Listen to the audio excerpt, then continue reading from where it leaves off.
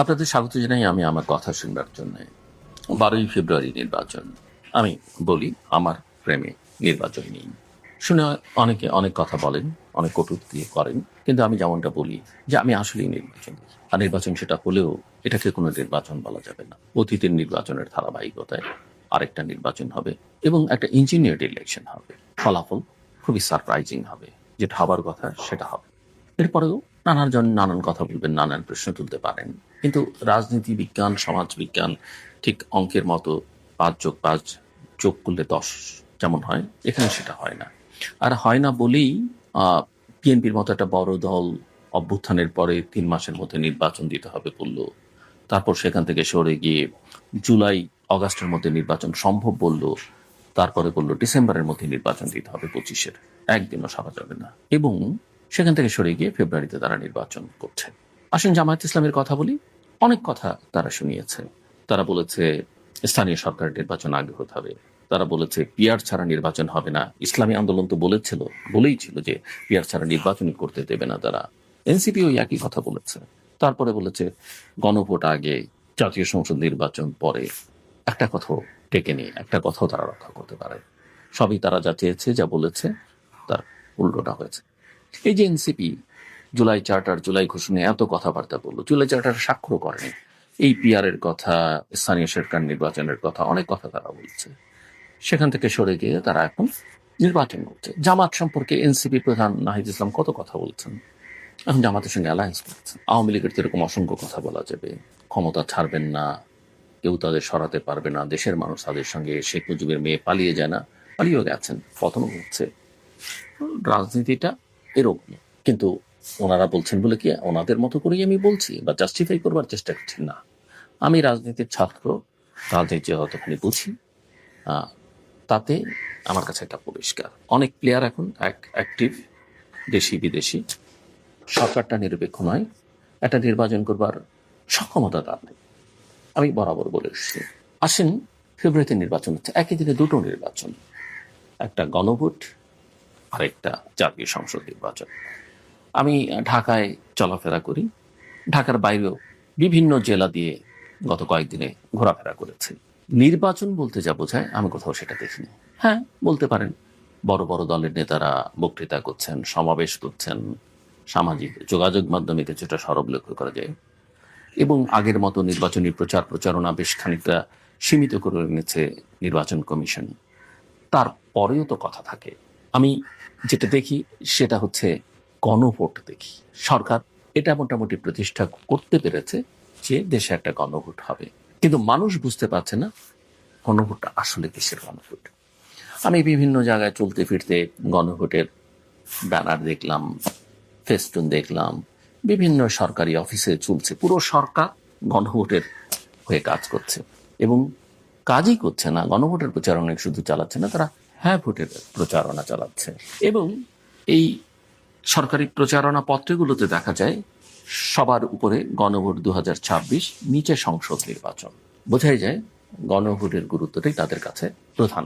রাজনৈতিক সংঘাত, সংঘর্ষ, বিপর্যয়ের কারণে যদি শেষ পর্যন্ত জাতীয় সংসদ নির্বাচনটা আটকে যায় বা থামিয়ে দিতে হয়, গণভোটটা কিন্তু হয়েও যেতে পারে। আর তখন কিন্তু আবার কেউ আমাকে প্রশ্ন তুলবেন না, ভাই ভোট তো হয়েছে, আমি গণভোটের কথা বলিনি। কিন্তু আর গণভোটটা হয়ে গেলে ফলাফল কি হবে সেটা সহজেই অনুমেয়, এবং সেই ফলাফলের পর বাংলাদেশের রাজনৈতিক অঙ্গনে কি ধরনের পরিস্থিতি তৈরি হতে পারে যদি সংসদ নির্বাচনটা না হয়, সেটা বুঝতে রকেট সায়েন্স জানবার দরকার পড়ে।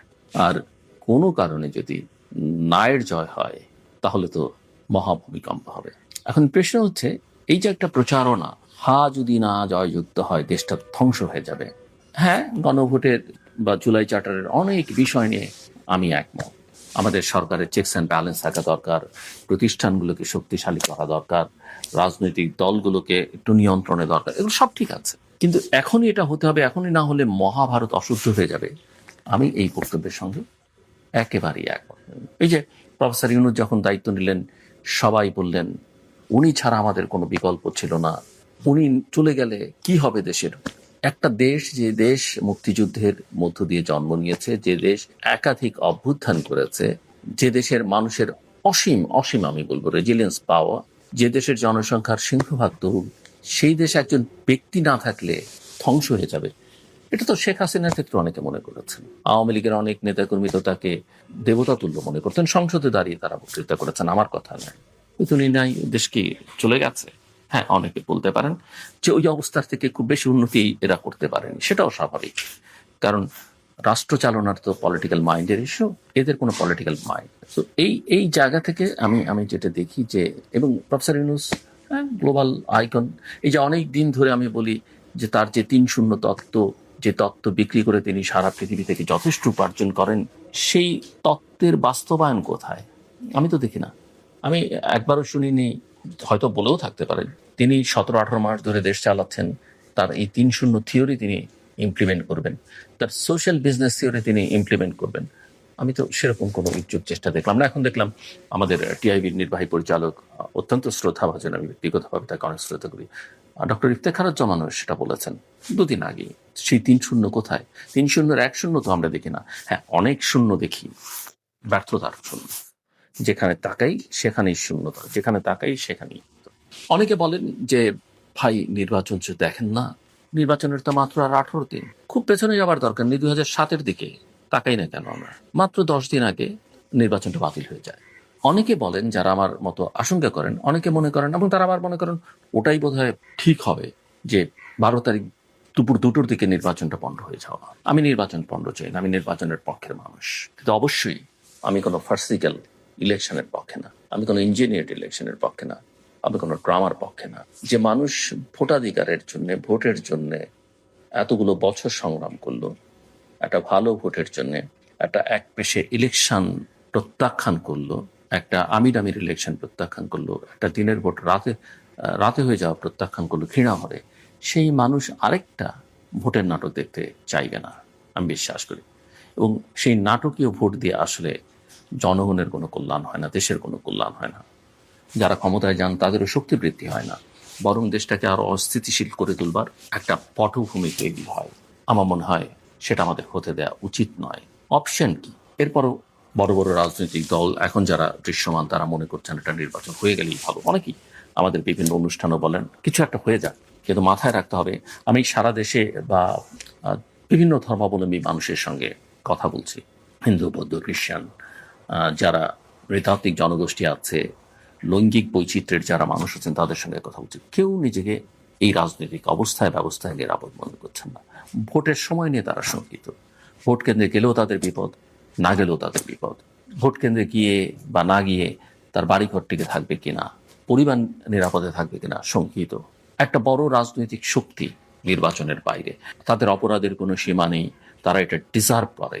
কিন্তু আইনকে পাশ কাটিয়ে, জনগণের মতামতকে পাশ কাটিয়ে আপনি কোনো রাজনীতি নিষিদ্ধ করতে পারেন না, কোনো কাউকে রাজনৈতিক অধিকার থেকে বঞ্চিত করতে পারেন না। আমি তো মনে করি সরকার এত কিছু না করলে, মানুষ অভ্যুত্থানের মধ্য দিয়ে শেখ হাসিনার সরকারকে যেমন প্রত্যাখ্যান করেছে, ভোটের মাধ্যমে তার আরো করুণ পরিণতি হতো। কিন্তু সরকারের এইসব কথাবার্তা এবং সরকার সংশ্লিষ্টদের কথাবার্তায় তার প্রতি এক ধরনের সহানুভূতি মানুষের জেগেছে। তো এই শক্তিটা নির্বাচনের বাইরে থাকবে, কিভাবে নির্বাচনটা হবে?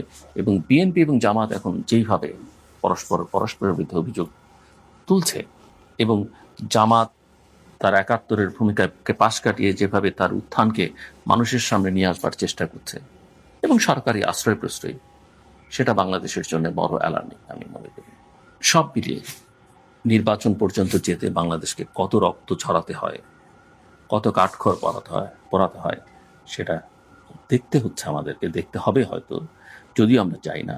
আমি অবশ্যই চাইব এরপরও এই যে এত সমালোচনা করি, নিন্দা করি, তারপরও যদি যা আছে যেটা এখন করতে চাইছেন তার মধ্য থেকে যদি একটা অবাধ, সুষ্ঠু, গ্রহণযোগ্য, যদিও অর্ধেকের মতো মানুষ নির্বাচনী প্রক্রিয়ার বাইরে রাখা হচ্ছে আনুষ্ঠানিকভাবে, বাকি অর্ধেককে যদি একটা অবাধ, সুষ্ঠু, গ্রহণযোগ্য, শান্তিপূর্ণ, রক্তপাতহীন নির্বাচন সরকার করতে পারে, আর কেউ না জানালো, আমি তাদেরকে সাধুবাদ জানাবো, শত সমালোচনা সত্ত্বেও। আমার কথা শুনবার জন্য আপনাদের অসংখ্য ধন্যবাদ। আপনাদের সবার জন্য শুভকামনা, নিরাপদে থাকুন।